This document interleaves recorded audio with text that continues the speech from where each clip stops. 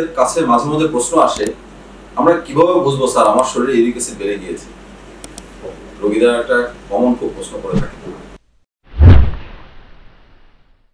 আসলে এই প্রশ্নের উত্তরটা খুবই সহজ আবার খুব কঠিন, কারণ ইউরিক অ্যাসিড বেড়ে গিয়েছে এই প্রশ্নের উত্তর বা এটা আমি নিজে নিজে জানা বা রোগী নিজে নিজে জানা আসলে কঠিন ব্যাপার। কিভাবে বুঝবেন?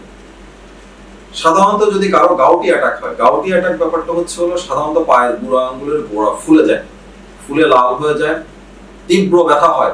এমনকি কখনো কখনো এরকম ব্যথা হয় রোগী ঘুমানো অবস্থায় ছিলেন, ঘুমন্ত অবস্থায় রাতে ৩টা-৪টার দিকে ব্যথা হয়ে ঘুম ভেঙে গেছে। এরকম যদি কারো গাউটি অ্যাটাক হয়ে থাকে জীবনে একবার বা দুবার বা একের অধিক, সেক্ষেত্রে উনি বুঝতে পারবেন ওনার শরীরে ইউরিক অ্যাসিড বেড়ে গিয়েছে। এছাড়া কিভাবে বুঝতে পারবেন যে ইউরিক অ্যাসিড, যে কোনো সিমটম না, কখনো কখনো আমরা দেখি যে কোনো লক্ষণ ছাড়াই শরীরে ইউরিক অ্যাসিড বেড়ে বসে রয়েছে।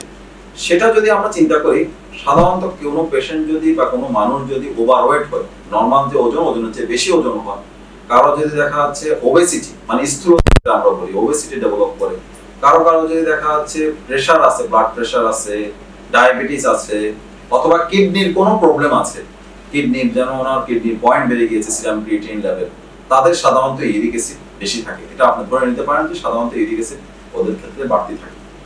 আবার কখনো কখনো দেখা যাচ্ছে কিডনিতে পাথর হয়েছে, পাথরটাকে যদি আমি কেমিক্যাল অ্যানালাইসিস করি, সেক্ষেত্রে যদি এটা ইউরেট স্টোন হয়ে থাকে, সেক্ষেত্রে আমি বুঝতে পারি যে এটা ইউরিক অ্যাসিড বেড়ে গিয়েছে।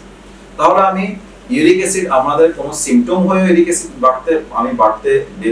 বাড়তি আছে সেটা বুঝতে পারি, অথবা কোনো সিমটম ছাড়া অন্যান্য রোগের উপসর্গের সাথে আমি সামঞ্জস্যপূর্ণভাবেও কিন্তু আমি চিন্তায় রাখতে পারি বা মাথায় রাখতে পারি যে আমার ইউরিক অ্যাসিড হয়তো বা বেড়ে গিয়েছে। সেটা আমাকে নিশ্চিত হতে হবে ইউরিক অ্যাসিড পরীক্ষাটা, রক্তের ইউরিক অ্যাসিডের মাত্রা পরীক্ষাটা করার মাধ্যমে।